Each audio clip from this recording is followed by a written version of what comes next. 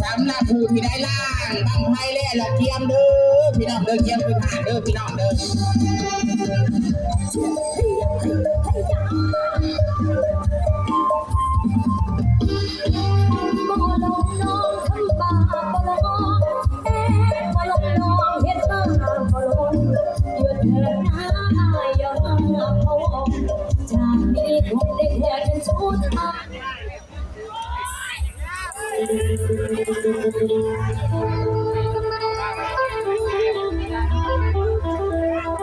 ฮัลโหลฮัลโหลเนาะเป็นอะไรเด้ปีหน้าอาจารย์สมบูรณ์ว่าศิลาดมเงินเห็นห่างบ้างไพ่เสาดินพี่น้องติดต่อแล้วเพิ่นว่าเสาหนึ่ง6,000 บาท12,000พี่น้องเป็นอะไรสิประกอบส่วนอยู่บ่เด้เนาะสิประกอบส่วนอาจารย์สมบูรณ์อยู่บ่เด้ผู้ละ100 200